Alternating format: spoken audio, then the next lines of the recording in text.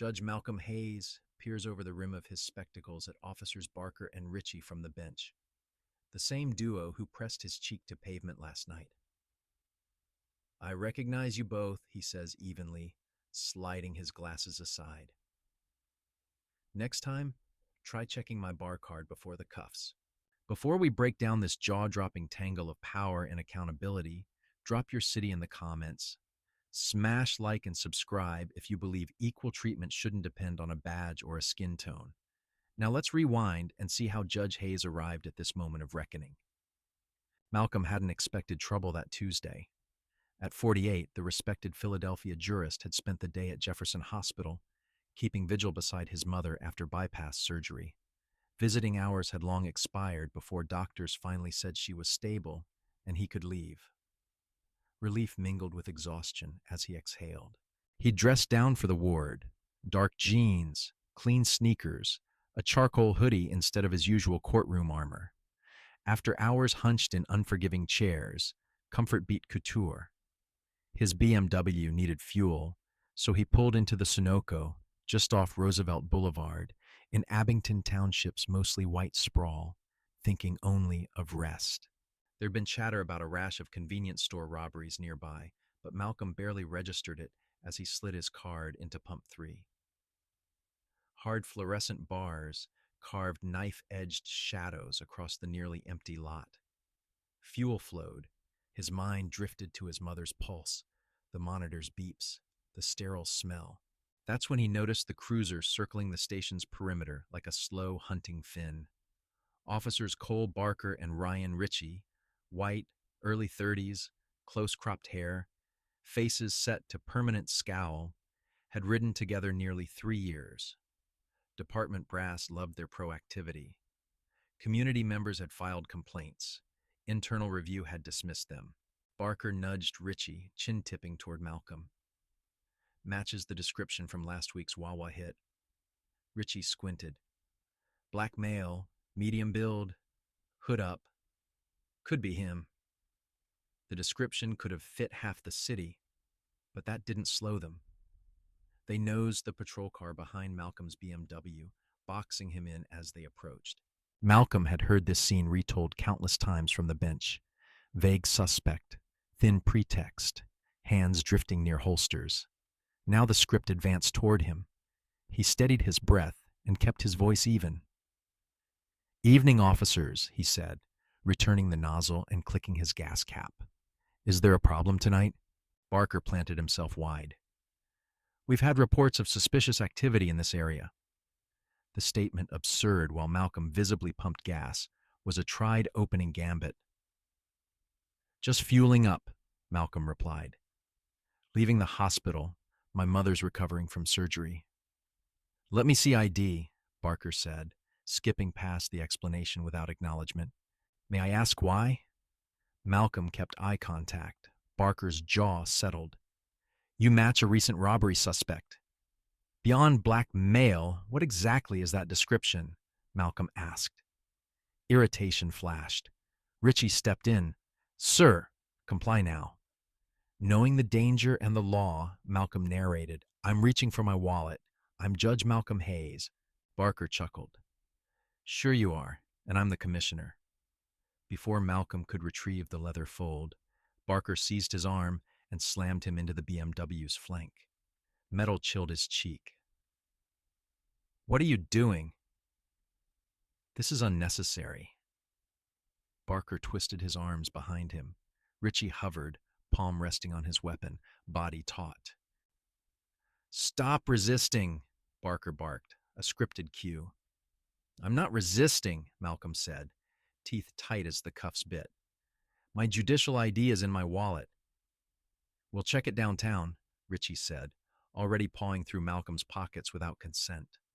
A white woman across the aisle recorded, voice trembling. "He's just buying gas. This isn't right." "Ma'am, step back," Ritchie ordered without looking. "Police business." The night manager, a middle-aged South Asian man named Patel, hurried from the store. "Officers, I know him. He's a regular. He's a judge. Return inside or you're interfering." Barker snapped, steering Malcolm toward the cruiser. Mr. Patel, Malcolm called. Please notify Judge Diane Chen. Patel nodded, retreating as the rear door yawned open. The final indignity, head ducked, guided into the back seat like contraband. This is a mistake, Malcolm said, judicial calm warring with heat in his chest. A serious mistake. They all say that, Richie muttered, shifting into drive. The BMW shrank behind them in the mirrors. The Abington Township station sat 10 minutes away, but humiliation dilated time. Each pothole ground the cuffs deeper into his wrists. Up front, casual chatter floated back, as if they'd bagged groceries. Not a person. Got another big shot, Barker smirked. Last week someone claimed she was chief neurosurgeon. 3 warrants, Richie snorted. Malcolm stayed silent. He knew the drill. He'd read it in reports, watched it in footage, weighed it from the bench.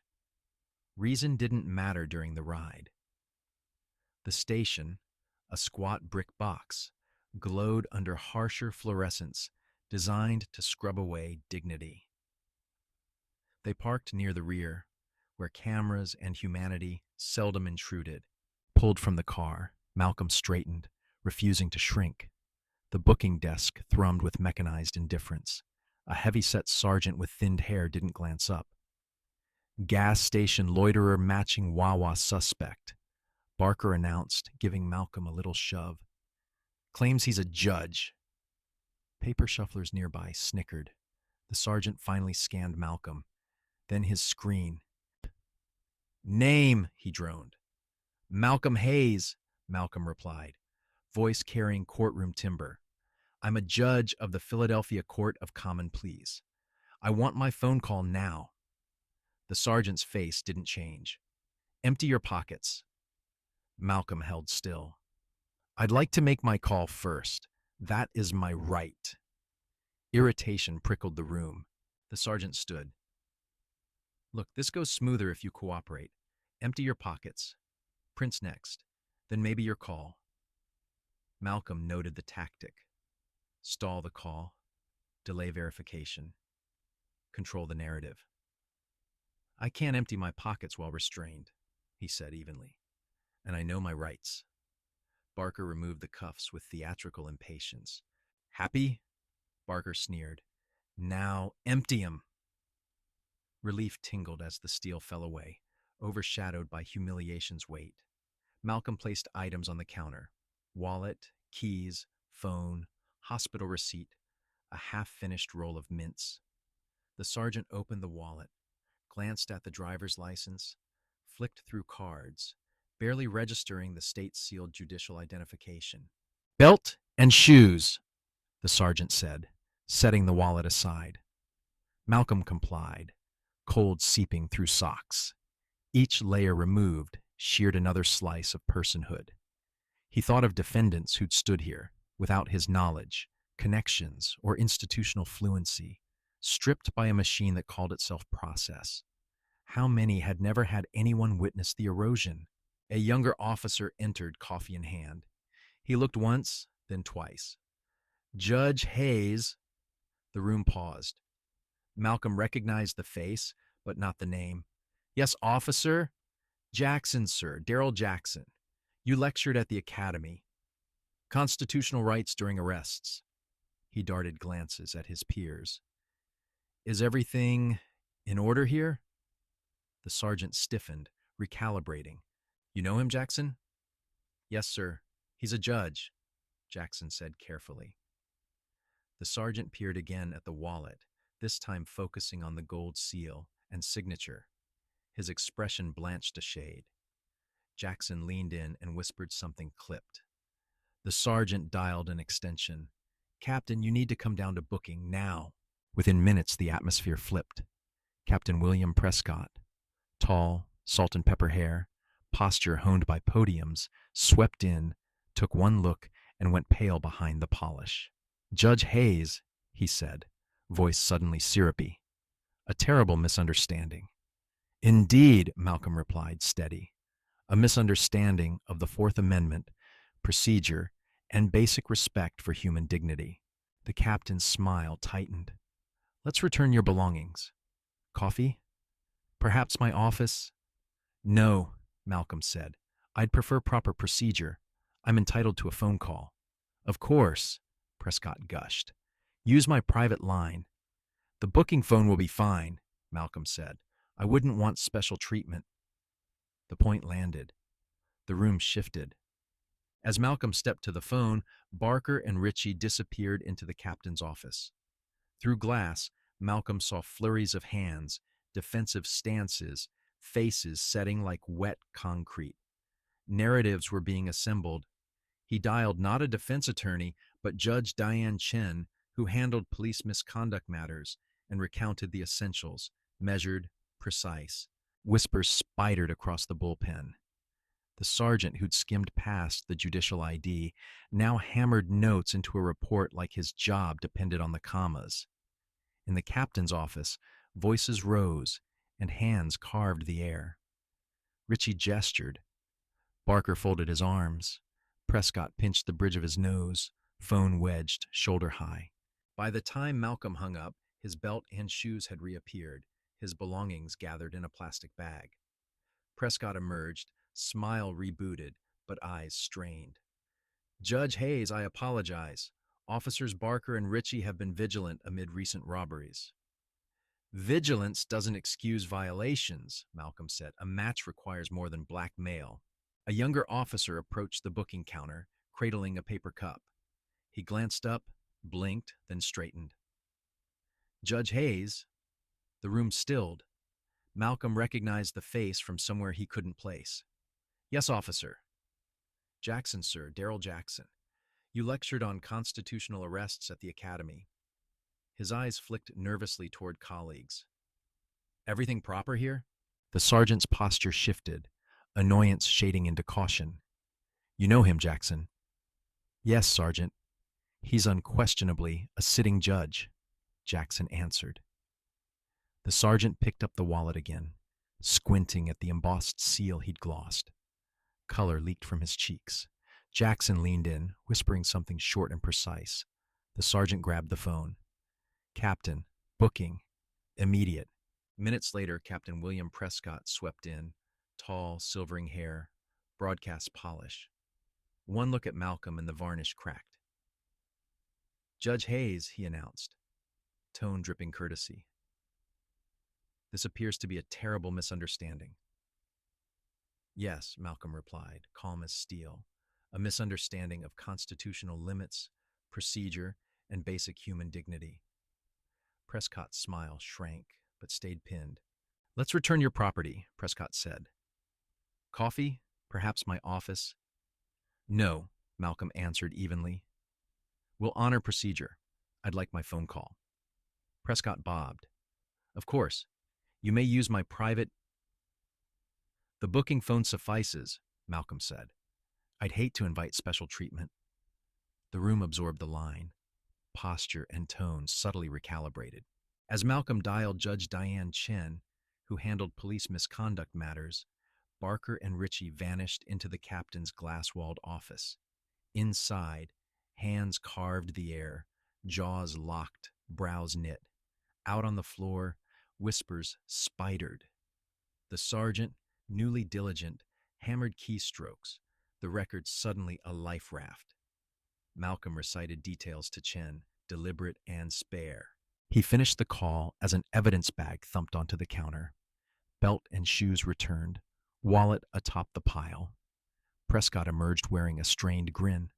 On behalf of the department, my apologies. In light of recent robberies, officers Barker and Ritchie were vigilant. Vigilance doesn't license violations, Malcolm replied.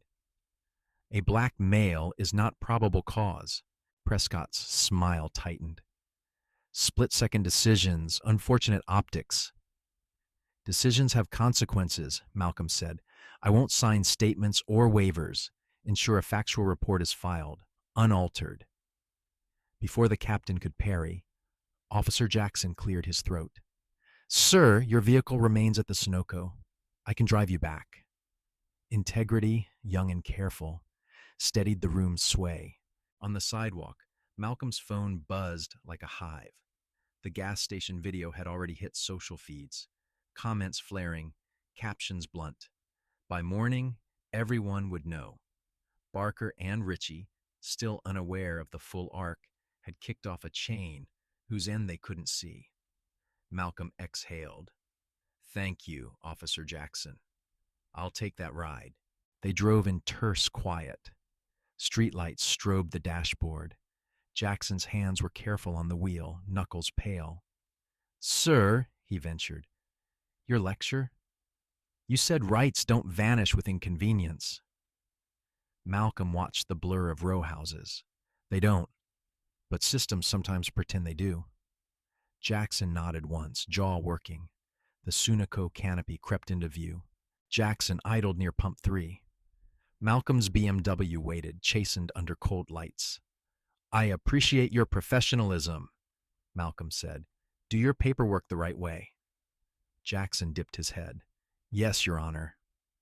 Back home, the neighborhood's curated calm returned an uncanny stare. Porch lights glowed like witnesses. Malcolm braced for the familiar, awkward theater of recognition. Mrs. Abernathy from next door walked her terrier, surprise slipping across her features at his disheveled hoodie, the hospital wristband, the bagged belongings. Malcolm lifted a hand. Inside, vanilla and cinnamon candles should have soothed, but everything felt rearranged. "Dad?" Jamal, 17, rushed in with his phone.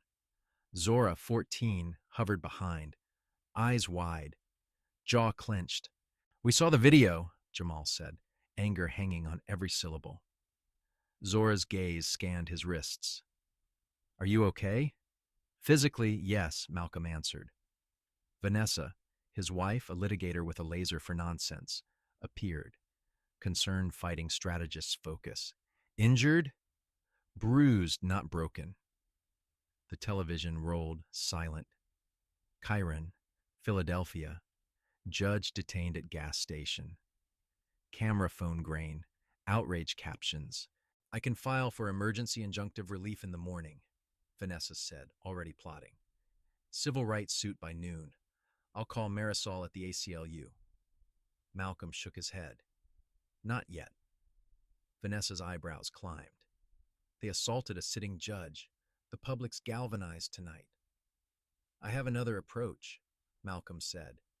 Jamal and Zora leaned unconsciously closer. "Remember the talk when you started driving?" Malcolm asked. Jamal recited. "Hands visible. No sudden moves. Yes, sir. No, sir. Ask permission. Get badge numbers." Zora added softly, "Call if anything feels off." Malcolm swallowed. "I did it all. Respectful. Self-identified. Moved slowly. It didn't matter." Zora pressed her head against his shoulder, eyes shining. "Because they didn't see you as a judge," she whispered. "They saw a black man," Malcolm said, finishing the thought. The phone rang again. Chief Judge Harmon. "Malcolm, I'm outraged," Harmon said. "I've called the commissioner and mayor. Full investigation promised. Take a week. I'll reassign your dockets." Malcolm hesitated. "I'd like to keep tomorrow's calendar." A pause. Static, carrying disbelief. "Are you sure? Optics?" "All the more reason," Malcolm said. "I need to be on that bench." After hanging up, he opened his laptop. The video climbed into hundreds of thousands of views. Messages pinged like rain. Support, requests, predictable bile. Hospital TV glow reached his mother. The phone buzzed again. "Baby, you all right?" Her voice fragile but fierce. "I'm fine, Mom," Malcolm said. "Focus on healing." Don't worry me," she scolded. "I marched for this before you were born. Some things don't change." "Not fast enough," he said gently. After another round of assurances, he sat in the dark office, oath framed on the wall. He pulled down volumes, judicial ethics, precedent on recusal. This wasn't theater. It demanded exactness. Vanessa set tea by his elbow. Kids are in bed. Jamal wants to help write a complaint. Malcolm smiled, tired and proud, like his mother. Vanessa perched on the desk. What's the play? Tomorrow's docket got interesting, he said, turning the screen. Sanderson had the Abington misconduct calendar, Malcolm said. Food poisoning just took him out. I'm next in rotation. Vanessa scanned, her eyes widened. Same precinct as Barker and Ritchie. Malcolm nodded. Appearance issues will be raised, he said. I'm researching the lines. There's no automatic recusal for separate matters, though the overlap is pointed. Technically separate, Vanessa said, lawyer antennae humming. The union will howl conflict. They can file, Malcolm replied. We work it out in the open. Midnight crept up the stairs. In the shower, the memory of concrete persisted, the cuff's bite written in tender crescents along his wrists. He examined the bruises, evidence in yellowing bloom. As a student at Howard, he'd promised to reform the system from within. Had robes and routine dulled the urgency? How many testimonies had he heard, nodded at, then sent spinning into a bureaucracy that sanded edges off the truth? He dried his face, steeled by purpose, and finally let the water go. What would you do? The influencer-style narrator inside his head prodded. Step aside to keep things pristine, or stay and insist impartiality doesn't mean amnesia. Hit one for recusal, two for accountability. The imaginary voice joked. He exhaled the thought. Morning's questions would be real, and the answers would live on the record, not online. Dawn painted long scaffolds of light across Philadelphia. Barker and Ritchie arrived for shift, pale from restless sleep, their worry bureaucratic, not moral. Paperwork fallout? Prescott had promised the usual cushioning. Handled upstairs, worst case, paid leave. The video's virality complicated the calculus. Locker room chatter hummed. A department-wide ping hit their phones. All officers tied to pending misconduct matters. Report to Philadelphia County Courthouse, courtroom 4B, 10 a.m., mandatory. Ritchie glanced over. That's the Johnson complaint. Barker buttoned his shirt, confidence resurfacing. Routine. Sanderson's soft for the department. The sergeant poked in. Captain wants you before court. Prescott stacked papers that didn't need stacking and coached the choreography. Keep it tight, Prescott said. Answer directly. Your training was proper. The Johnson complaint is weak. He resisted. You followed protocol. And last night? Ritchie asked. Prescott flicked it away. Handled at commissioner level. Separate. As they left, Barker nudged.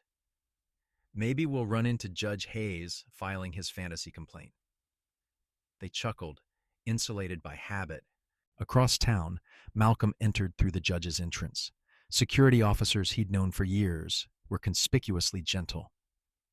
Good to see you, Judge, said Jackson, the senior guard, eyes brimming with sympathy and steel. Saw the news. Malcolm nodded thanks and continued to chambers. The robe hung by the door, feeling heavier and somehow sharper today. A knock. Judge Diane Chen stepped in, shut the door with her hip. You should have called me at the pumps, she said. No hello. I hear you're taking Sanderson's docket. Food poisoning, Malcolm said. Rotation placed it here. Including Abington's misconduct matter? She waited. I've considered the appearance issues, Malcolm replied. No per se requirement. Technically accurate, Chen said. Politically fraught. When was the last time an officer faced meaningful consequences in your courtroom or mine? Malcolm asked. Silence answered first. Statistics could have, too. You're threading a needle. Sometimes justice requires it, Malcolm said. Chen studied him, then nodded. I'll be in 3A if you need backup. Be careful. His clerk, Sophia, delivered files, eyes wide but professional. Abington case added late filings, Your Honor. Media interest is... Unusual. Thank you, Sophia, Malcolm said. Coordinate with security. He opened the file. Antoine Johnson, 24, nursing assistant. Allegations, pretext, stop, force, false charges. Internal Affairs cleared the officers despite corroborating witnesses. Personnel sheets, patterns. 5 prior complaints for Barker, 7 for Ritchie, each dismissed or marked unfounded. The pattern drew itself. A knock. District Attorney Sandra Whitman stepped in, slower than usual, expression diplomatic. Judge Hayes, she began, about this morning. You'd like me to recuse, Malcolm said. She pressed her lips. Given last night, there are impartiality concerns. I've reviewed the canons, Malcolm said. This matter is separate. Same officers, Whitman said. Same precinct culture, which affords relevant context. It doesn't contaminate discernment, he replied. We'll hear formal motion in open court. That ended the meeting. When she left, the clock edged toward 10. Malcolm lifted the robe, let its weight settle like armor. Hallways hushed as he walked toward 4B. Outside, reporters clustered, activists flashed buttons, officers in uniform formed a blue ridge. The bailiff opened the doors. Inside was standing room only. Antoine Johnson sat with public defender Gabriela Rivera. At the other table, Barker and Ritchie conferred with their union lawyer, turned away until recognition hit. All rise, the bailiff intoned. Court of Common Pleas, Philadelphia County, is now in session. The Honorable Judge Malcolm Hayes presiding. Eyes widened like shutters. Malcolm took the bench. Be seated, he said. He looked directly at Barker and Ritchie. Good morning. We are here on Johnson versus Abington Township Police Department, alleging misconduct and excessive force. He let the silence hold. Before we proceed, I'll note, I recognize Officers Barker and Ritchie from an encounter last night that's been publicly reported. Murmurs rippled. The union attorney shot up. Your Honor, we move for immediate recusal. Malcolm nodded once. I'll hear arguments. Ms. Rivera, Mr. Johnson, are you prepared to proceed? Yes, Your Honor. Justice must not only be done, but be seen to be done, Malcolm said. The question is whether I can preside impartially. I believe I can, but I'll hear argument to the contrary. The union attorney, Maxwell Gordon, silver hair, expensive calm, strode to the podium, voice smooth.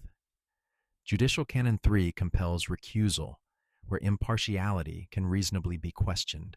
Appearance alone suffices, Gordon said. Your personal encounter with my clients creates an impermissible conflict and personal knowledge of disputed facts. Malcolm listened, impassive. Ms. Rivera? She rose, suit off the rack, but voice sharp. We oppose recusal. The incident is separate. Judges aren't disqualified for relevant life experience. If so, no seasoned jurist could sit. Commonwealth's position? Malcolm asked. Whitman stood. No position on recusal. We defer. The room tasted the hedging. Malcolm considered, though he'd mapped the logic hours ago. Motion denied, he said, voice firm. Gordon protested. Malcolm held up a palm. Blind justice refers to impartiality, not ignorance. Relevant insight isn't bias. Your objection is preserved. We proceed, Malcolm said. Ms. Rivera, call your first witness. The complainant calls Antoine Johnson. The young man approached, was sworn. He sat stiffly, hands knotted. Mr. Johnson, Rivera began, walk us through March 14th. I was driving home from night shift at the hospital, he said. I'm a CNA. A patrol car tailed me 5 blocks. Lights flashed. I wasn't speeding, Johnson said. They said my taillight was out. Mechanic records say it wasn't. He swallowed. They asked where from, where to. I asked why the stop. Officer Barker told me to stop being difficult. They ordered me out, said they smelled marijuana. I don't use drugs. What happened then? Rivera asked. Officer Ritchie yanked my arm and shoved me onto the hood. Cuffed me, Johnson said, voice tight. I wasn't resisting. They searched the car, found nothing, arrested me anyway. Obstruction and resisting. Rivera introduced cell footage from a bystander. Video showed Johnson calm while being cuffed, contradicting the officer narrative claiming aggression. Next, Rivera called two earlier complainants, both black men, who told nearly identical stories. Thin pretexts, quick escalation, cuffs, charges later dropped. The pattern hummed. Malcolm kept rulings crisp, sustaining what the rules demanded, overruling what smelled of delay. On a monitor, body camera footage appeared. Johnson polite, officers agitated. At a critical moment, the feed stuttered to black. Conveniently, Rivera said, the camera malfunctions exactly when Mr. Johnson allegedly grows aggressive. Gordon objected. Speculation. Sidebar? Rivera asked. Denied, Malcolm said. The jury of the record can weigh patterns. The courtroom absorbed the euphemism. This was a bench hearing, but facts still needed a finder. Malcolm's face remained a ledger. Columns, totals, no theatrics. Gordon cross-examined Johnson, trying to pry contradictions. Johnson held steady. You were tired after a night shift? Yes. Agitated? Concerned, not agitated. Raised your voice? Only to be heard over traffic. Malcolm watched Barker's foot jitter, Ritchie's jaw grind. Their confidence thinned in the fluorescent air. The morning pivoted from practice scripts to uncomfortable specifics. Just before lunch recess, the courtroom doors eased open. Mr. Patel from the Sunoco slid into the last row, clutching his phone like a warrant.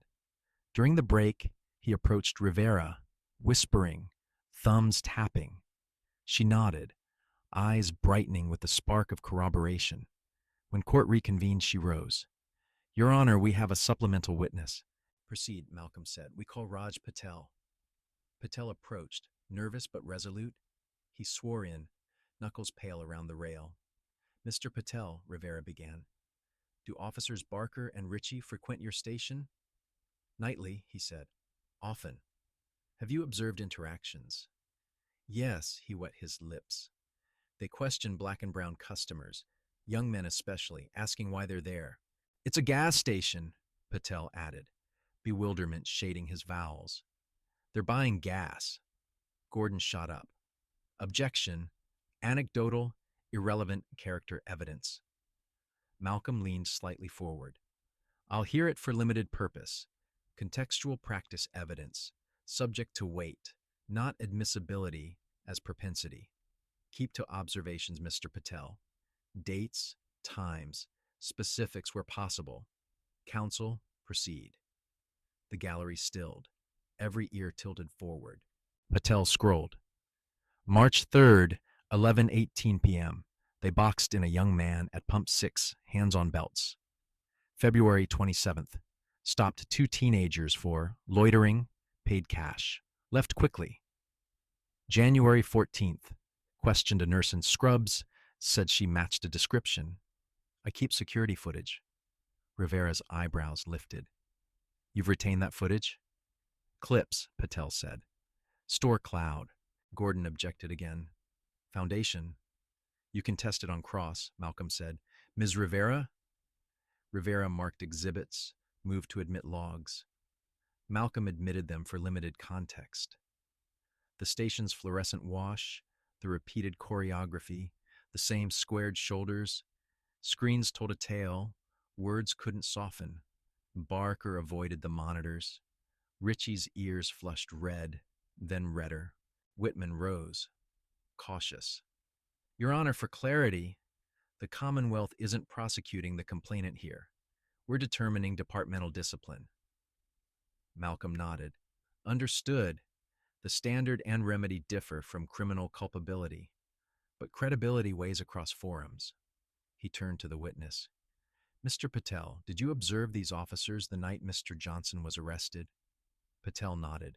They cruised by. They didn't stop? Rivera asked. Not then, Patel said. But I've seen them many nights. They hover. Gordon crossed. You dislike police? I sell coffee to police, Patel said. Deadpan. A low ripple of laughter. Malcolm tapped for quiet. You record all customers equally? I record everything. It's a gas station. The answer landed with simple inevitability. Rivera rested. Gordon called Barker. On the stand, Barker's tone carried textbook polish. We observed behaviors consistent with casing. The suspect matched a bolo. Black male, medium build, hoodie. You cuffed immediately? Gordon prompted. For officer safety, Barker said. He tensed. We issued commands. He was non-compliant. The words lined up like drill formation. Body camera? Rivera asked on cross. Activated? Yes, Barker said. And it malfunctioned? Unexpectedly. At the precise moment Mr. Johnson allegedly resisted? Barker's jaw tightened. Yes. How many times has your camera failed at the moment of escalation? I don't track malfunctions, he said. Internal handles equipment. But they handle it after your report, Rivera noted. Ritchie followed. Same cadence, same symmetry. We smelled marijuana, he said.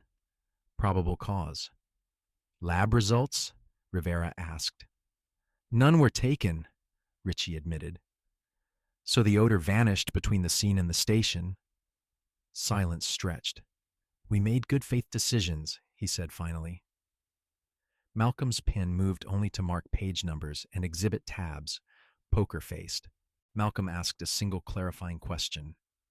Officer, describe the suspect description beyond race and clothing. Ritchie faltered. Medium height, average build, dark hoodie. Any identifying marks? Vehicle details, tattoos, gait, accent? No. Malcolm nodded once, then looked down at the record. The room felt the gravity of specificity, or the lack of it, without a single ounce of theatrics. The afternoon pressed forward with measured pace. Rivera called an expert on policing patterns and body camera compliance. Gordon objected to scope. Malcolm trimmed the sails, allowed limited testimony, statistical correlations, compliance baselines, deviation markers. Charts stitched a pattern from points Barker deemed isolated. The needle on credibility kept nudging, then pushed, then stuck. Just before 3, the gallery rustled, reporters whispering, phones face down but glowing. Malcolm ignored the glow. Counsel, he said, closing statements on the motion for sanctions, and recommended disciplinary actions will follow redirect. Gordon bristled. Your Honor, we renew our objection to your continued presiding. Noted and preserved, Malcolm said, tone granite. Proceed, Ms. Rivera. Rivera's closing came clean and uncluttered. This is about pattern and practice, she began. Pretextual stops, disproportionate scrutiny of black residents, escalation without cause, cameras failing when accountability would be most useful. Mr. Johnson's case isn't an island. It's a coastline. She nodded at the exhibits. Discipline must reflect the pattern, not the press release. Gordon answered with institutional gravity. We asked the court to resist public pressure, he said.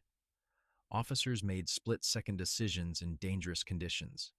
Body cameras fail. Memory differs. Good faith policing shouldn't be punished because narratives online demand scalps. He gestured toward Barker and Ritchie. Careers hang in the balance. So does proactive safety. The gallery breathed. Malcolm folded his hands. The court will recess 10 minutes, he said.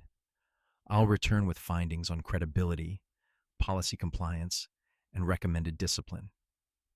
As the gavel cracked softly, conversations erupted, muted, then swelling. Outside, microphones bristled in expectation. Barker kept his eyes fixed on the table. Ritchie finally looked up at Malcolm and for the first time seemed to see him. In chambers, Malcolm reviewed the record quickly, methodically, exhibits tabbed, timestamps circled, notes minimal. He didn't need flourishes. The facts had their own volume.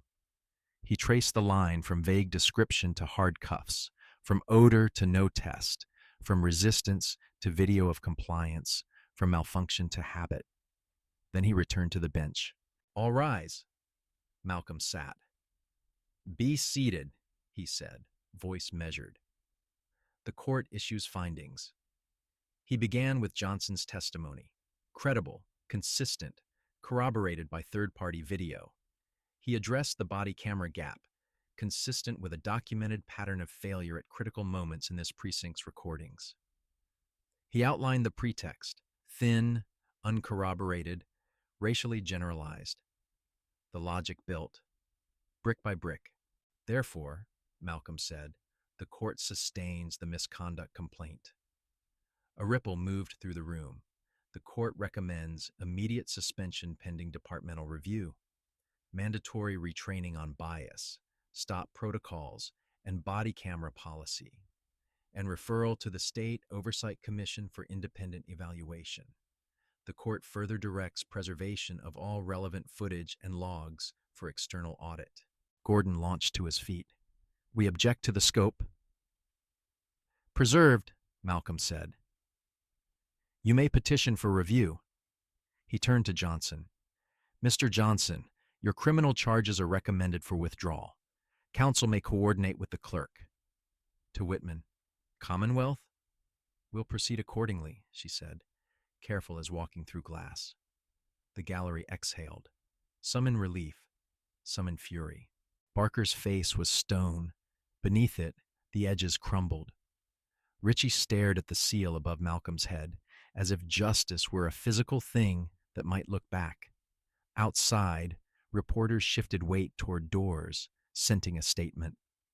Malcolm kept his gaze steady, neither triumph nor apology.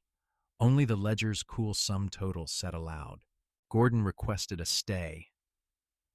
Denied, Malcolm said. Administrative action proceeds absent higher court intervention. He added, the court orders Abington Township PD to submit a remedial plan on camera compliance and stop documentation within 30 days. Failure will draw further sanction recommendations. Words moved like gears. The machine inched toward accountability, reluctant but engaged. Whitman raised a narrow point. Your Honor, for clarity, does the remedial plan require third-party oversight? Malcolm nodded. Yes, independent monitoring. A murmur fluttered the back rows. He continued, the court further invites amicus submissions from community organizations regarding best practices for bias mitigation training. Gordon objected that the record would balloon. Transparency is not bloat, Malcolm replied. He glanced at the clock. We'll set a compliance hearing in 45 days. He rapped the gavel softly. Next matter. But the moment hung. Barker and Ritchie rose, gathering papers with stiff fingers. Rivera squeezed Johnson's shoulder. Patel caught Malcolm's eye from the back row and gave a small, nervous nod before slipping out. In the hallway, microphones clustered instantly. Judge Hayes, any comment on last night's incident? He met the scrum with a level gaze. Today's rulings speak for themselves, he said. As for personal matters, the record exists where appropriate. Do you regret not recusing? Another asked.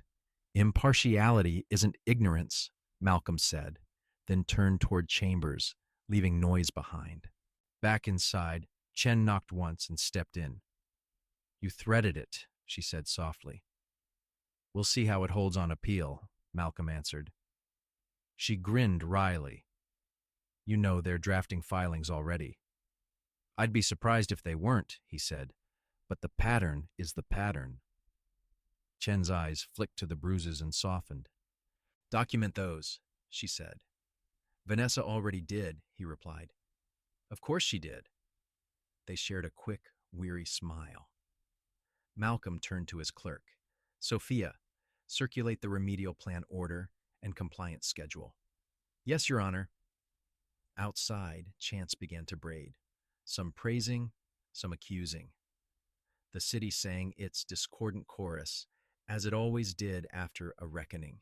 Downstairs, Prescott fielded reporters, sweat blooming at his collar, despite October's mildness. We respect the court's role, he said, eyes searching for exits. We'll review findings and cooperate fully. Barker and Ritchie moved past the cameras, faces arranged. Someone shouted, "Did you know he was a judge?" Ritchie didn't answer. Barker's jaw ticked like a metronome. Vanessa texted, "Proud of you." "Home at 6?" He typed back, "Depends on compliance orders." "Kiss the kids." He set the phone face down and returned to the stack. Justice, he reminded himself, was a series of unglamorous paperwork steps, backed by a spine. The spine had to hold when the cameras moved on. Late afternoon faded to the courtroom's humming fluorescence. Malcolm finished 2 routine matters with brisk efficiency and then called the docket's last status conference. When it concluded, he signed orders with a steady hand. The pen's nib scratched a rhythm he'd learned as a clerk. Find facts, apply law, write clearly, breathe, repeat. On his way out, Jackson, the security chief, not the young officer, lifted a hand. "We've increased presence around your chambers," he said. "Some folks outside are hot." "Understood," Malcolm said. "Thank you." In the corridor beyond, a teenager in a community over fear hoodie whispered, "That's him," with awe and frustration braided together like rope. At home, Jamal and Zora were waiting with questions. "Did they have to sit there and listen?" Jamal asked. "Yes," Malcolm said. "That's how accountability begins. Ears open." Zora frowned. "Will it matter?" "It already matters," he said. Vanessa studied his face. "You okay?" "I am," he answered, knowing okay and finished weren't cousins. His mother called again from the hospital, voice stronger. "Watch the hearing, baby." They folded like cheap chairs when the truth sat down. He laughed, moisture burning his eyes. "Rest, Mom." "You keep your head," she said, "and keep your receipts." "Always," he promised. When he hung up, a quiet settled that felt earned. He opened the laptop to draft a brief memorandum on the record, anticipating the union's emergency petition. He cited governing canons, relevant commentary, and precedent-distinguishing experience from disqualifying bias. He kept the tone dry. The internet churned. The record endured. Vanessa slid a plate beside him. "Eat." He took a bite, kept typing. Across town, Prescott convened a grim meeting. "We need a camera compliance plan yesterday," he said. "Outside vendor proposals in 2 weeks." A lieutenant grumbled about budgets. Prescott cut him off. "Cheaper than consent decrees." Barker stared at a spot on the table. Ritchie pinched his nose. The machine had begun to turn in earnest. Patel closed the store, counted drawers, and paused on the threshold. He looked out at the pumps, the blue-white pools where so many small frictions had sparked. He locked up, then sent Rivera one more clip he'd found, time-stamped, labeled, filed. "For your record," he wrote. The mundane act felt, unexpectedly, like a civic ritual. The next morning's docket would bring new cases, new names, new facts. The bruises on Malcolm's wrists would yellow. The orders would harden from words into practice, or crack under pressure. But tonight, a small, significant recalibration had taken place in public, with receipts. He closed the laptop, turned off the lamp, and exhaled. Back in 4B, earlier that afternoon, Rivera had one last question for Patel. "Do officers Barker and Ritchie come by often?" "Almost every night on patrol," Patel had said. "And you've watched how they treat your customers?" "Many times," he answered. "Especially young black and brown men." Gordon had sprung up to object, exactly as the record shows. Your Honor, unrelated incidents are irrelevant and prejudicial, Gordon objected. Rivera countered, pattern and practice matter. This shows Mr. Johnson's stop wasn't isolated. Judge Malcolm Hayes weighed it, then ruled. Objection overruled. The witness may proceed. Patel inhaled, steadying himself. There's something else, he said softly. After last night, I checked our security recordings. We retained footage 14 days for insurance, Patel continued. Rivera approached with a laptop. Your Honor, Mr. Patel has provided station video from March 14th, the night of Mr. Johnson's arrest. A hush traveled the gallery like a cool wind. Malcolm felt the courtroom's breath pause as the monitor's timestamp glowed to life. The screen showed officers Barker and Ritchie inside the Sunoco roughly an hour before Johnson's stop. Their voices, tinny over speakers, drifted. Talk of finding some action, needing 1-2 more stops to hit numbers. Let's swing south, Ritchie said. Always good for a few. South side meant predominantly black and Latino blocks.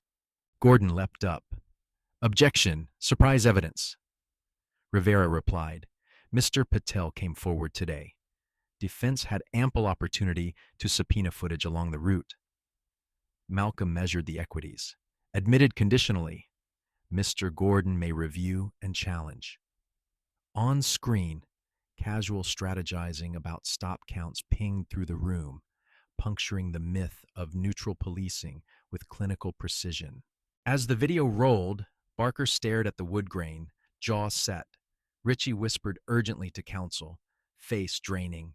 The words quota, numbers, and south hung like iron filings aligning to a magnet. Malcolm watched the officers, not the screen. The story wasn't pixels. It was posture, breath, and blanching skin. Recognizing the momentum, Gordon requested a recess. Granted. Barker and Ritchie trailed him out, confidence shredded. When they returned, Gordon pivoted. We call Captain William Prescott to address policy. Sworn in, Prescott's eyes ricocheted between his officers and the bench. Strategy was clear. Diffuse responsibility into procedures. Dilute choices into departmental culture. It was a gambit Malcolm had anticipated. Widening the lens meant examining the machine, not just its cogs. Prescott began smoothly.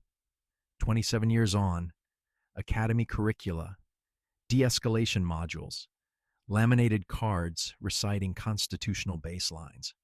Our officers are thoroughly trained, he said. We emphasize proportionality and respect. Rivera's pen clicked once. Cross-examination sharpened. Captain Quotas? Rivera asked. Prescott shifted. We have performance metrics, proactivity indicators, not quotas. Measured how? Stops and arrests are among factors, Prescott conceded. And low activity hurts evaluations? A beat. Initiative is reflected, he admitted. Rivera nodded almost gently. So officers are incentivized to initiate stops, constitutionality aside. Gordon objected. The bruise was already blooming. Barker returned to the stand, polished with manual-ready phrasing. We observed behaviors consistent with casing. Bolo matched, black male, medium build, hoodie. For safety, we detained. Body camera? Activated, he said. Malfunctioned during escalation. Rivera's eyebrow rose. At the very moment you allege aggression? Barker's silence carried an echo. Yes. Ritchie followed. We detected marijuana odor. Probable cause. Toxicology? Rivera asked. None, he admitted. So the smell evaporated en route? Ritchie swallowed. We acted in good faith. Malcolm asked one narrow question. Beyond race and clothing, identify descriptors. Average height and build, Ritchie said. No tattoos, scars, voice, or vehicle specifics. The ledger wrote itself. Conflicts multiplied. Barker swore Johnson reached toward his waistband. Richie said glove box. Neither claim appeared in reports or surviving video. Malcolm's notes remained spare. Time codes, contradictions, omissions. The record, not rhetoric, would carry the day. The gallery shifted, as if realizing credibility wasn't a speech. It was arithmetic balancing on ink. Gordon tried to recenter.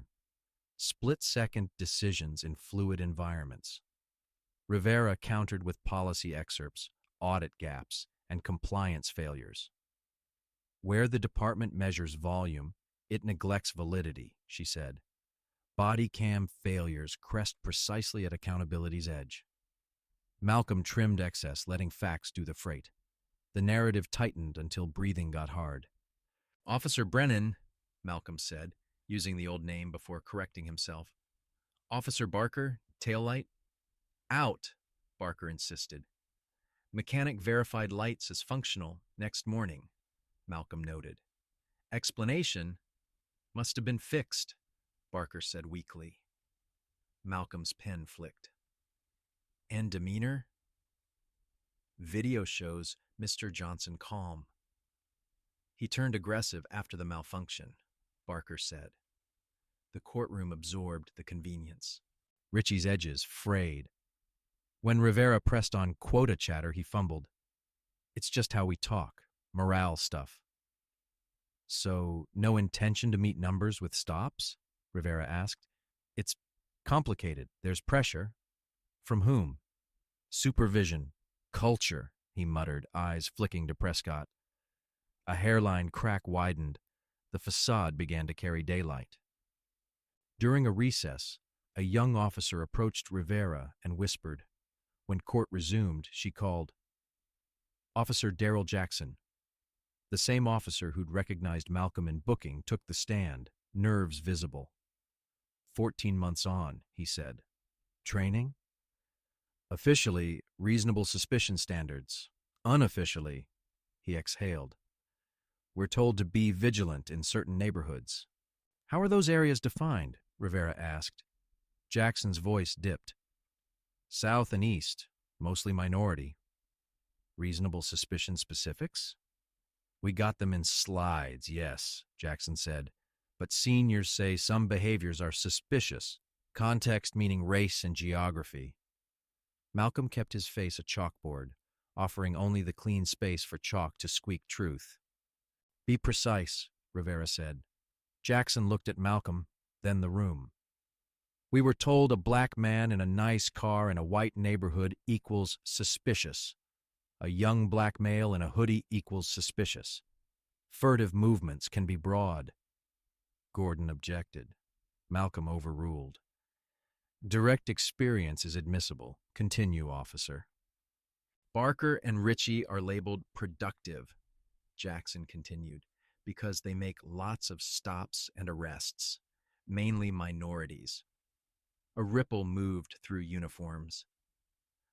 After Judge Hayes was brought in last night, Jackson added, voice tightening, I heard Barker say, we got another one, before they realized who he was. The gallery's murmur thickened. And afterward? Rivera asked. Jackson glanced at Prescott. Captain gathered folks, said we needed to align the narrative. Judges stick together. Dispatch was told to adjust the log to reflect a suspicious person call matching the judge. The words fell like bricks. Evidence tampering isn't a policy debate. It's a chargeable offense. Richie stared at the desk, pale. Barker stiffened. Prescott's complexion went candle wax white. Gordon moved quickly, asking for a brief conference. Granted. When proceedings resumed, Gordon said quietly, Your Honor, Officer Richie requests an in-chambers proffer with counsel and court reporter. Malcolm considered, then nodded. We'll convene now. The room exhaled, then held breath. In chambers, Richie's shoulders sagged. What I said about pressure undersold it, he began. Gordon tried to steer. Richie pressed on. We're informally coached to write certain phrases. Furtive movements, match description, appeared nervous. They pass review even without specifics. He met Malcolm's eyes. At the station with you? We had no real reason, Judge. Except that I was black in a white suburb, Malcolm said evenly. Richie nodded, face creasing. It's not on paper, but it's there. Incentives, approval, how we're taught to see. Not exculpation, exposure. The rot wasn't a mystery heart. It was a bloodstream. When they returned, the gallery sensed the air had changed color. Word traveled in whispers. Richie was cooperating. Barker looked betrayed. Prescott looked livid. The district attorney, Whitman, requested time to reassess the Commonwealth's posture. Granted. In the pews, sighs and side glances traded stories older than the courthouse. Some had held phones at their own stops. Others had only their memory and a scar. When court resumed, Whitman rose. In light of new evidence, the Commonwealth will expand its inquiry to departmental policies and potential tampering charges. Gordon angled toward settlement, voice thin. Before Malcolm responded, Barker exploded, rising with a flush. This is, he started, words detonating into grievance. We do our jobs. If people just complied and stopped making everything about race, he finished louder. Gordon tugged his sleeve. The room froze. Even a judge thinks he's above the law, Barker said, bitter. Richie scooted his chair away, as if distance could bleach sound. Malcolm let the eruption crackle a beat longer, then, Officer Barker, that's enough. Silence stuck like resin. Your comments are now part of the record, Malcolm said.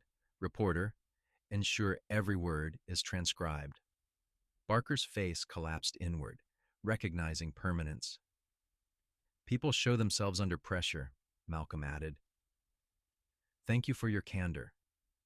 The defense had shed its scaffolding. What remained was a naked frame. Still, the implications extended beyond 2 badges. Afternoon shifted from 2 names to the system itself.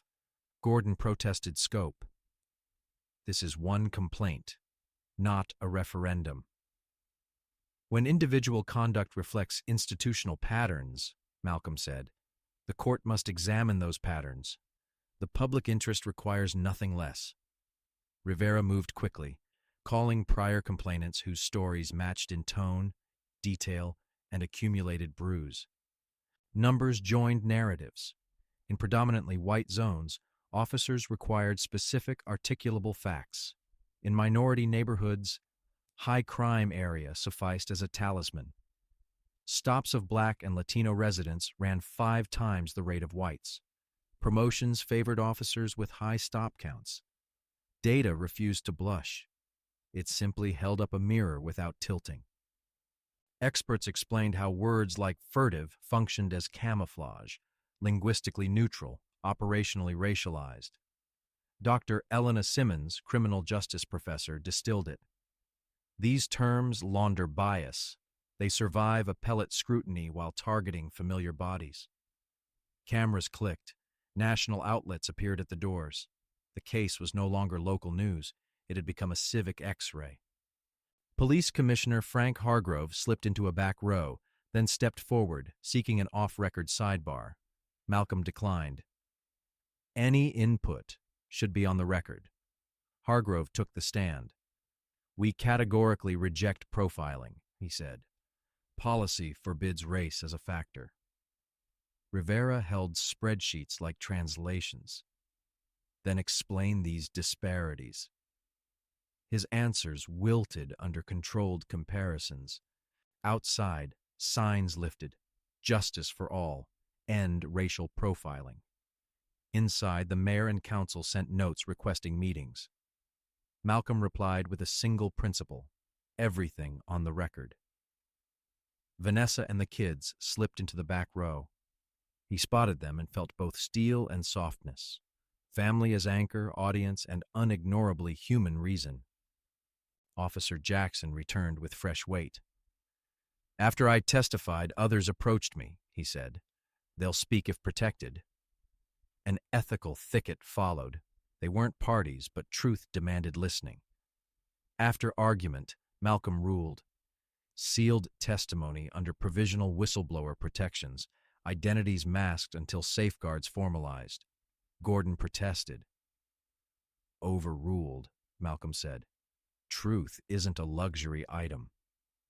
5 officers' sealed statements harmonized with Ritchie's. Informal quotas, rewarded aggression in minority areas, report code words, pressure to maintain a united front. One line stung most.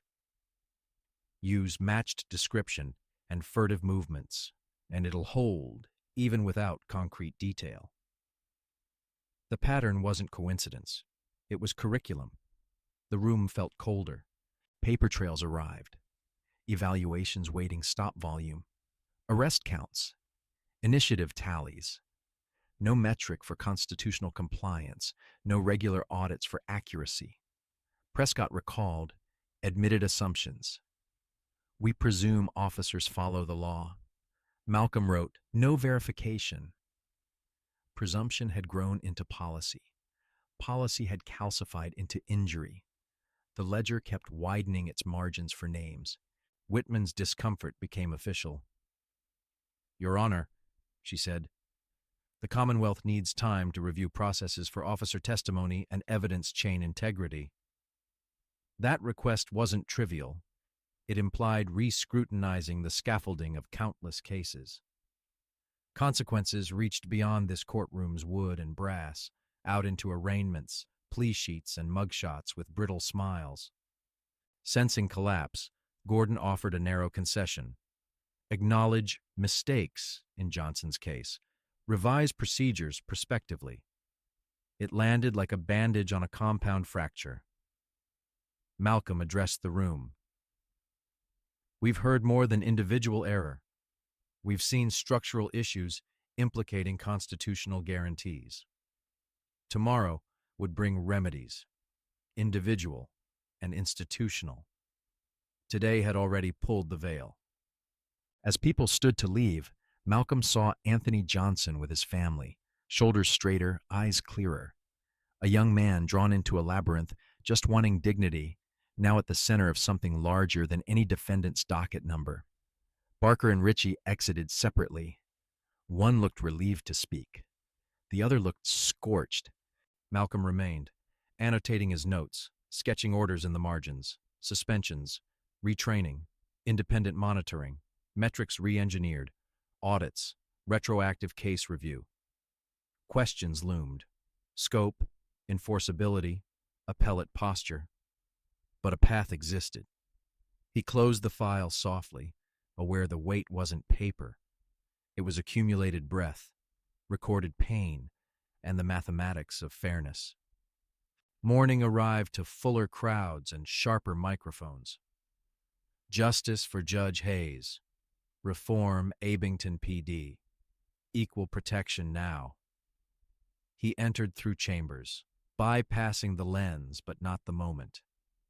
Ethics complicated the endgame. His own encounter with Barker and Ritchie needed addressing without collapsing the proceeding into a mirror crookedly aimed. After consulting Chief Judge Harmon, a procedure emerged, a brief transfer. Judge Diane Chen would preside while Malcolm testified. Then he'd resume. The bailiff called court to order under Chen's gavel. She explained the unusual step, transparency over theater. Malcolm removed his robe and took the stand, a witness before the law he served. He recounted the pumps, the approach, dismissal of his ID, the slam, the cuffs, booking's cold fluorescence, and the shift when recognition arrived. His tone was measured, almost clinical. Still, the line that etched itself. When my cheek hit metal, history pressed alongside. The room inhaled that sentence and held it like a shard. How did it affect you? Rivera asked. Malcolm answered without varnish, trust shaken, purpose clarified. I've spent years believing reform from within was possible, he said.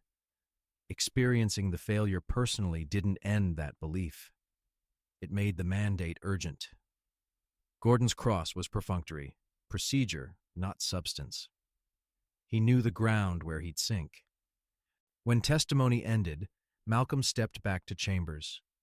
Chen heard closings. Rivera argued for remedies matching the reach of harm.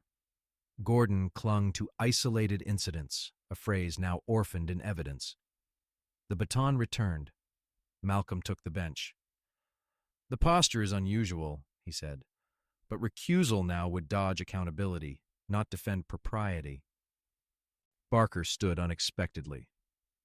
"May I speak?" Malcolm allowed it.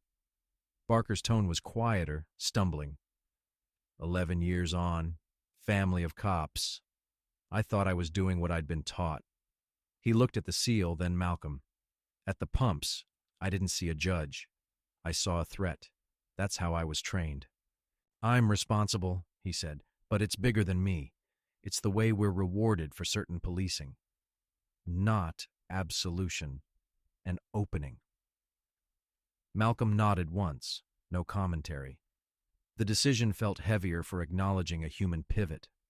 Justice had to carry accountability and possibility without dropping either. The court recessed briefly, then returned to judgment. "Findings," Malcolm said.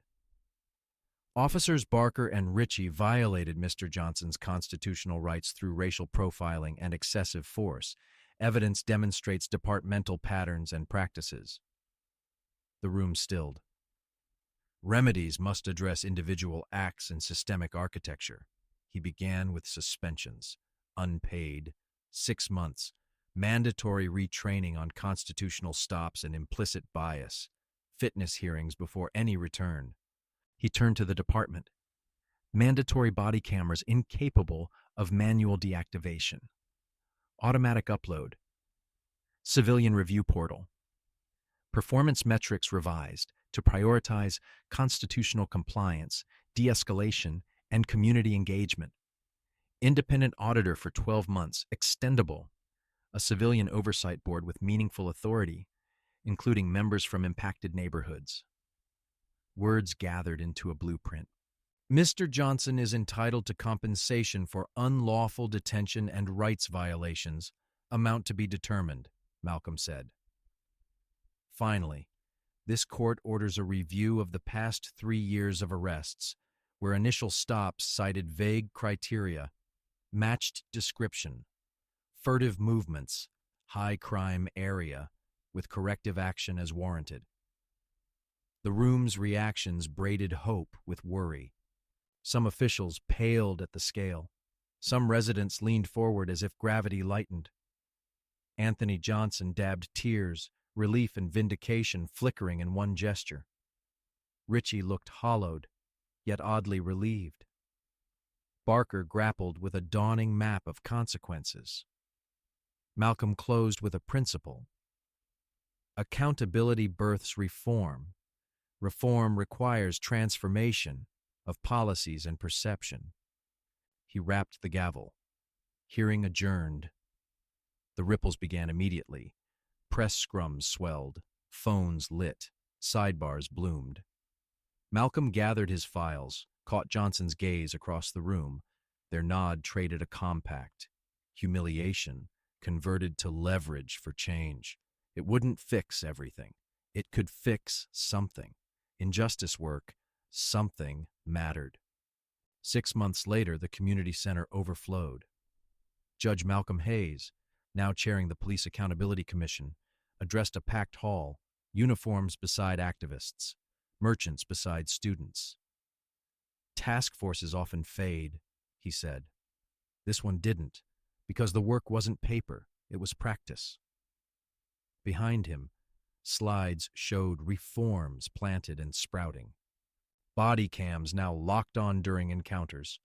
Footage auto-uploaded for civilian review.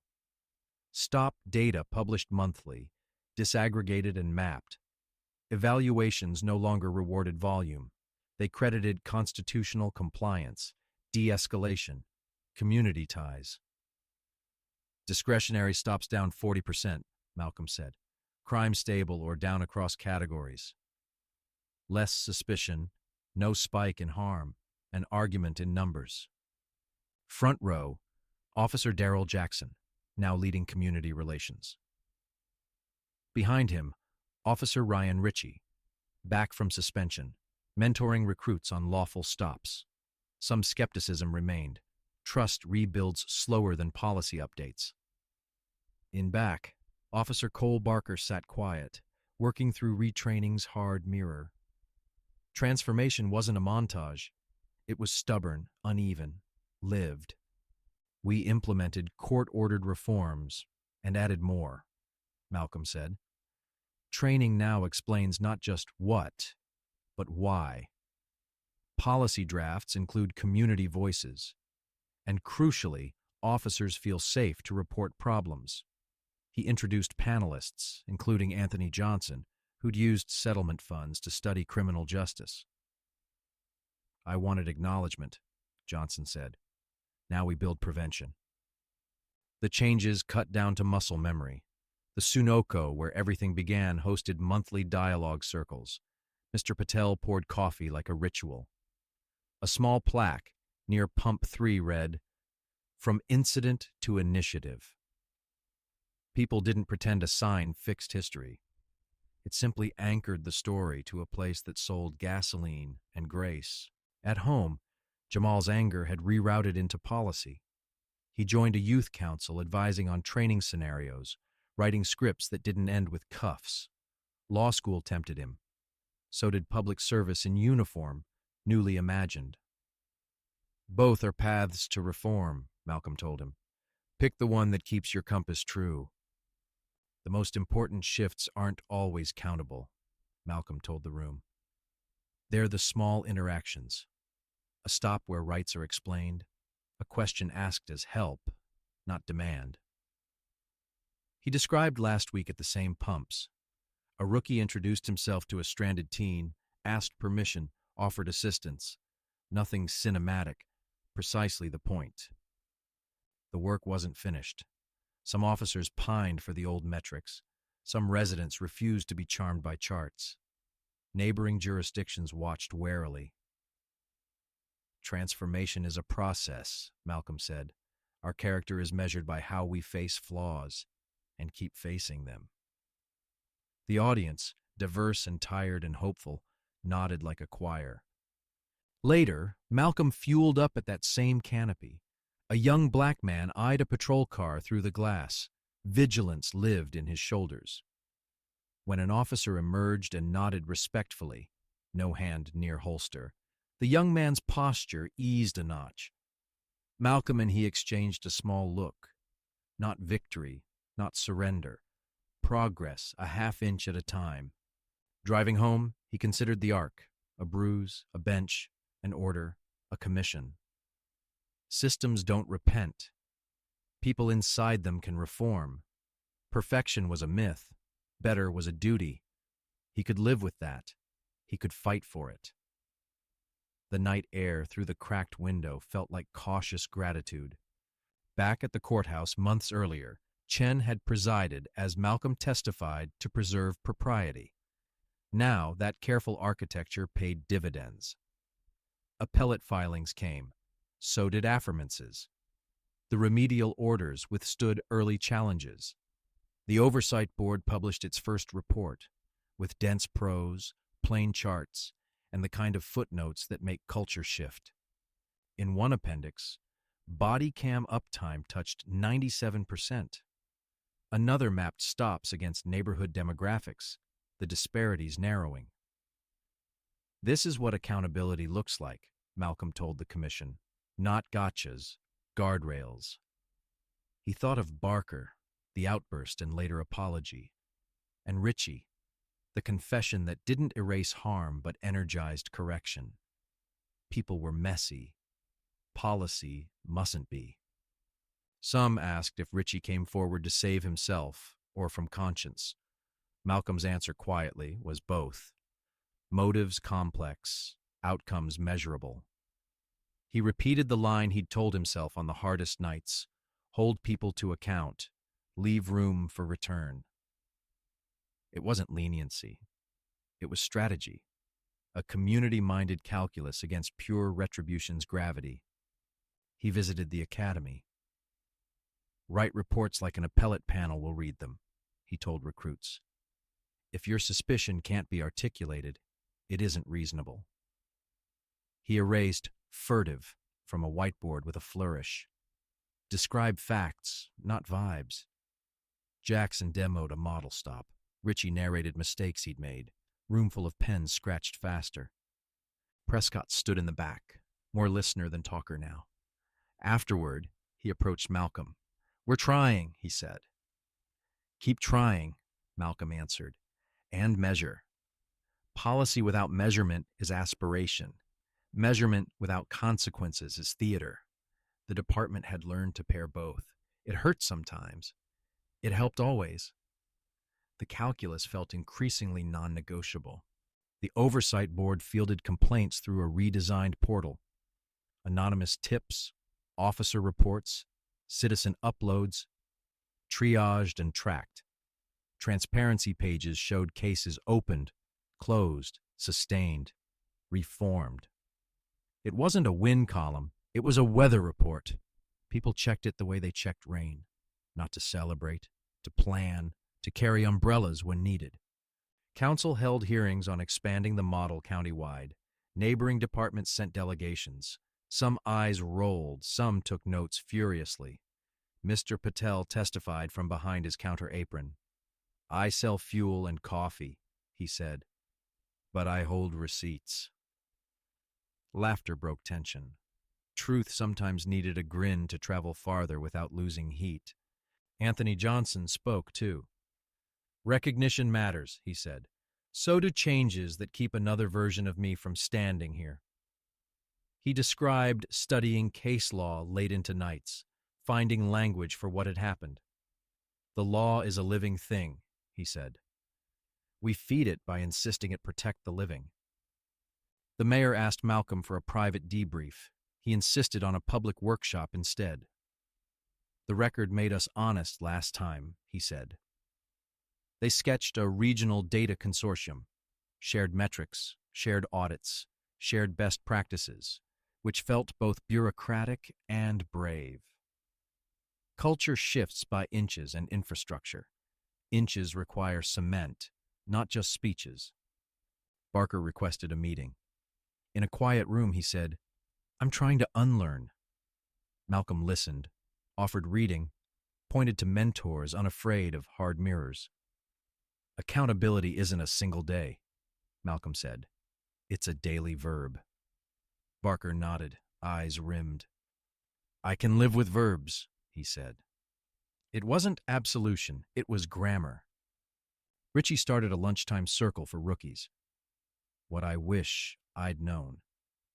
He didn't self-flagellate. He explained incentives, listed pitfalls, rehearsed better choices.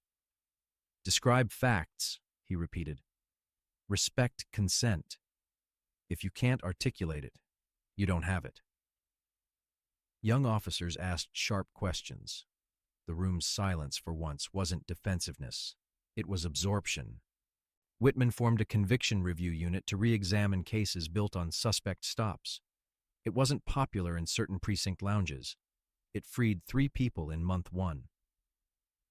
The local paper ran a subdued headline. Families used larger words: miracle, finally, home. Malcolm saved those clippings. Metrics persuade, he thought, but stories breathe. Commissioner Hargrove retired earlier than expected. His successor, a reform-minded deputy, invited community observers to policy drafting sessions. People brought messy stories, inconvenient data, and hope with scuffed knees. Policies emerged with fewer loopholes. "No more magic words," someone wrote on the whiteboard. Under it, another hand. "No more magic neighborhoods either." Malcolm's mother came home from rehab stronger, cane tapping like punctuation. She watched a town hall live stream, then called. "You square those shoulders," she said, "but rest them too." He promised he would. Later, he did not. The work pressed down and lifted up in alternating waves. He learned to surf tired. The Oversight Board's second report logged fewer complaints, faster resolutions, and disciplinary follow-through charts with fewer flatlines. A section titled Lessons included one unglamorous truth: paperwork saves lives when done right. Another: cameras are tools, not panaceas. A third: bias training without structural change is theater. The footnotes cited research and receipts. Across the county line, a department balked at adopting metrics. A viral stop dragged them in by the ear. They called Malcolm. He didn't preach. He shipped templates, policy text, dashboards, intake forms, audit checklists. "Start with what you'll measure," he said, "then match incentives to it." They groaned. Then copied well. Mr. Patel's plaque got photographed endlessly. He kept polishing it anyway. "Stories fade unless we dust them," he told a reporter. He'd become shy famous, waving off interviews but always pouring coffee. A teenager asked if the plaque made him proud. "It makes me responsible," he said. Pride without responsibility felt like empty sugar. One evening, Malcolm stopped for milk and saw a patrol car idling near the curb. An officer chatted with two teens about an upcoming job fair instead of IDs. He listened for tone. Tidy respect, no edge. He left the store feeling the fragile thing he'd learned to trust: stubborn, unsentimental hope. He still had critics.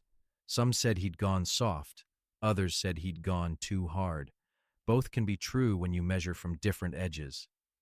He replied with the same answer each time: "Show me your data, and show me your stories." People brought both. The debate got better, then useful. A journalist asked, "Do you regret not recusing?" "No," Malcolm said. "Impartiality isn't amnesia." He pointed at the board's reports. "This is what we'd have lost." He acknowledged the razor's edge: witness and judge in sequence, not overlap. "We designed a process that preserved both fairness and truth. It's replicable." A mother approached after a meeting. "My son stopped last month. Your policy made it different," she said. They explained. They asked. He came home shaken, not shattered. Malcolm swallowed. That sentence, he thought, could power a city for a week. Reform wasn't electricity. It was a grid. Keep the current flowing. On a quiet Sunday, Malcolm took a long walk through Chestnut Hill. Leaves auditioned for autumn. He passed a yard where a kid practiced layups and a porch where two elders argued sports with the tenderness of old rivals. He thought, justice is local like this, or it's a press release.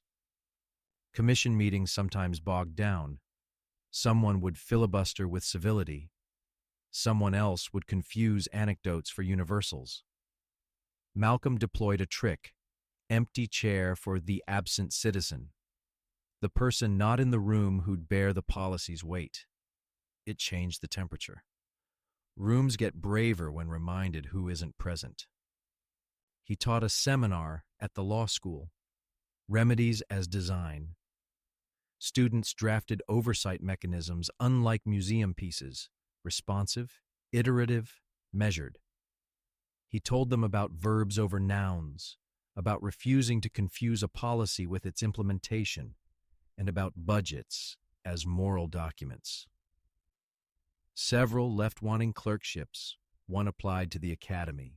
Vanessa stared him down one night. "Vacation," she said. He blinked. "After the next report?" "Before," she countered. They drove to the shore, watched gulls bicker, practiced doing nothing. It felt wrong for 20 hours, then medicinal. On the boardwalk, Jamal won a ridiculous plush bear. Zora laughed until she hiccuped. Back in court, docket hum returned. Contracts, custody, landlords. Between cases, Malcolm read an email. Another department adopting the model, citing the Hayes orders. He winced at the name, but smiled at the replication. In the end, justice isn't a person. It's a pattern. Name it if you must. Build it either way. One night, storms rolled in. Sirens Dopplered. He thought about chaos and control, about systems designed to prevent harm and those designed to explain it away afterward. He preferred the former. He poured tea, opened his laptop, and wrote 3 more pages clarifying the audit protocol. Sleep came like an earned truce. At a community forum, a skeptic rose. "All this data feels cold," she said. Malcolm nodded. "Data is a jacket," he replied. "It keeps our arguments warm while we carry stories." He invited elders to speak, then teens. Warmth returned. Jackets weren't the point. Weathering was. Everyone left with better coats. Officer Jackson's division piloted consent cards. Simple, translated, clear. "You can say no to a search," the card read, with a QR code linking to explainer videos. Complaints dipped. Confusion dipped more. The cards weren't a shield against all harm, but they were literacy, and literacy is a low-cost insurgency against fear. Richie visited Anthony Johnson's class to talk about rights from a cop's view and mistakes from his own. He didn't center himself. He centered the law. Students asked hard, beautiful questions. He answered slowly. Afterward, he sat in his car and cried the quiet cry of someone rethreading a life. In year 1's last meeting, the board argued over extending the monitor. "We're trending right," someone said. "Exactly when drift can return," Malcolm answered. They extended 6 months. The vote wasn't unanimous. It was honest. Accountability should never be unanimous on instinct. Healthy systems argue, measure, decide, and write down why. Patel unveiled a corkboard titled "Good Stops." People posted notes. "Officer explained everything." She asked consent. He called a tow himself. The board filled unevenly. Some weeks it thinned. No one pretended the corkboard was science. It was a mirror hung where anyone could adjust their hat: residents, officers, policy people, press. A neighboring chief asked Malcolm, "What keeps you up?" "Complacency," he said. "Success stories breed naps." They laughed, then scheduled a joint drill. Mock audits, report scrubs, community observers shadowing stops anonymously. It was nerdy and thrilling. The drill surfaced 3 flaws. Fixing them took 2 memos, 1 apology, and a Saturday. Zora filmed a short documentary for school, Verbs of Justice. She interviewed Patel, Rivera, Jackson, even Prescott. She asked her father the last question. "What's the opposite of justice?" He started to say injustice, paused, and said, "Indifference." The cut landed like a bell. Her teacher cried. Zora rolled her eyes lovingly.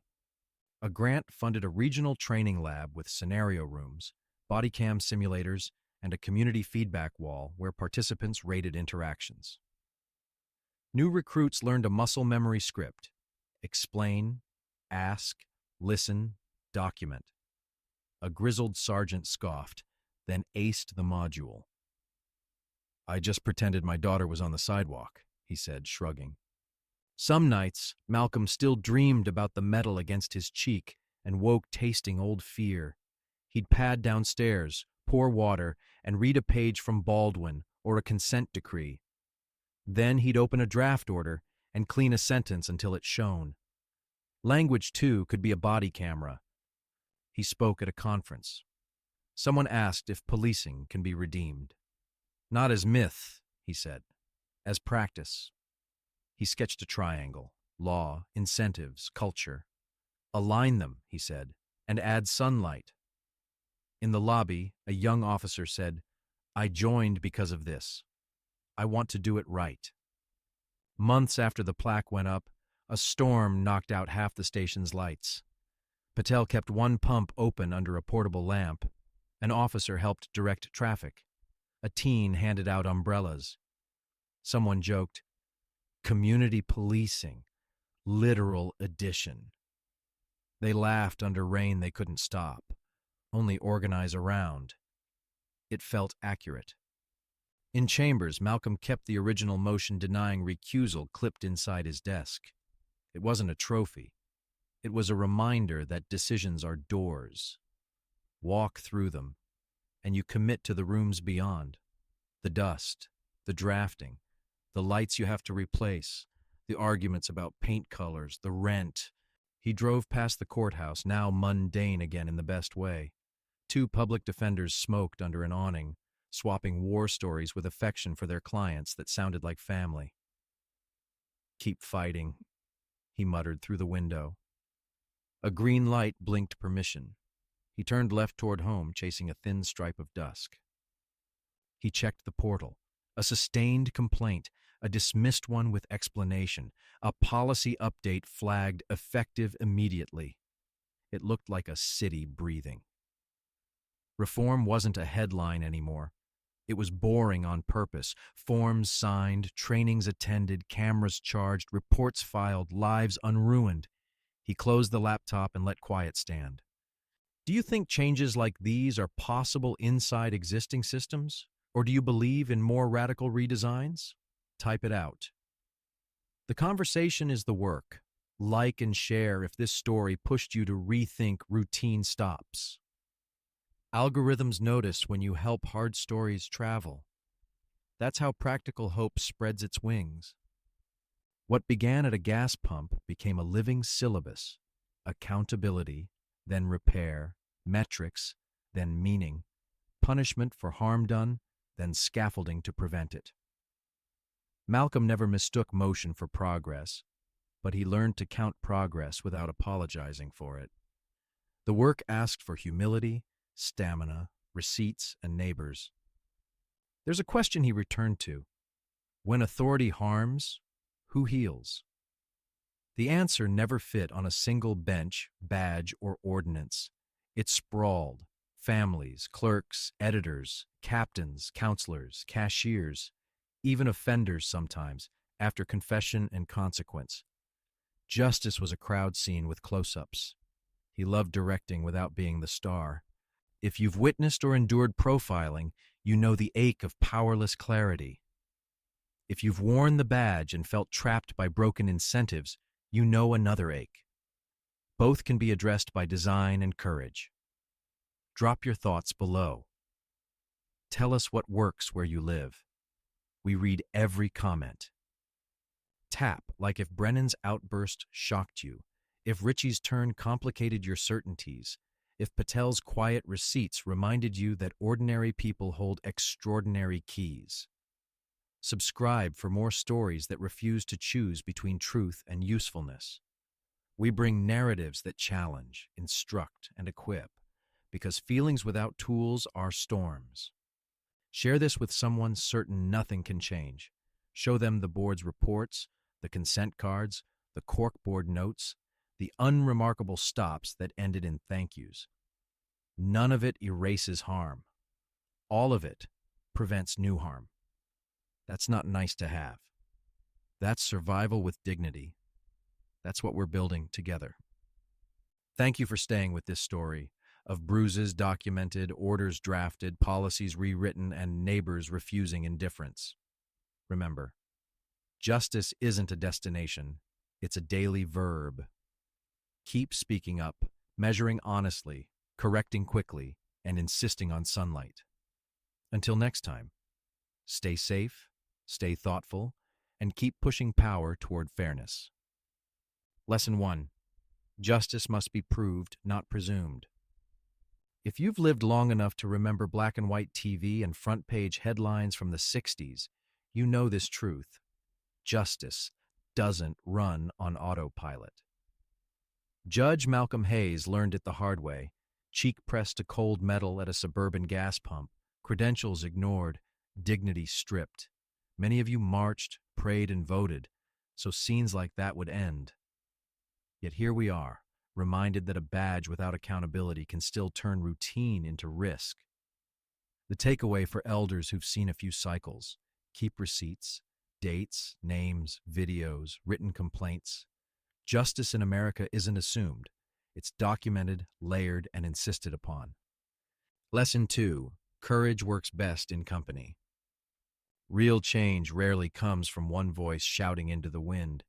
it comes from a choir.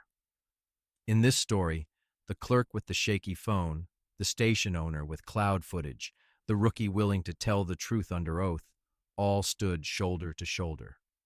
Some wore uniforms, some wore hoodies, some wore robes. That is how communities you helped build after wars and storms learned to stand tall. Neighbors linked arms. If you're 65 or 85, you still carry that muscle memory. Use it again. Show up at hearings, write clear letters, mentor the honest cop, and back the kid who files the complaint. Lesson 3. Reform is a habit, not a headline. We've all seen commissions launch with speeches and end with dust. Hayes's courtroom flipped that script. Cameras that upload automatically, metrics that reward constitutional policing, public dashboards that anyone can read without a law degree. The most important victories looked ordinary. An officer introducing himself first, asking permission, explaining rights. That's not soft, that's professional. Progress won't be a parade every day. It will be monthly reports, audits that bite, suspensions that stick, and policies rewritten in plain English. Older Americans know the rhythm: measure, adjust, repeat, like keeping a classic car tuned so it carries the grandkids safely home. Friends, after walking through Judge Hayes's ordeal and the reforms that followed, I'd love your wisdom. In your lifetime, where have you seen real accountability take root? In schools, hospitals, city halls, or precincts? Do you believe policing can be repaired inside today's system? Or is a ground-up redesign the only way forward? Share a personal moment that changed your mind about routine, stops, or public safety. Your stories guide younger viewers more than any chart ever could. Please like this video, comment below, and subscribe to my YouTube channel so you never miss practical tools and hopeful updates.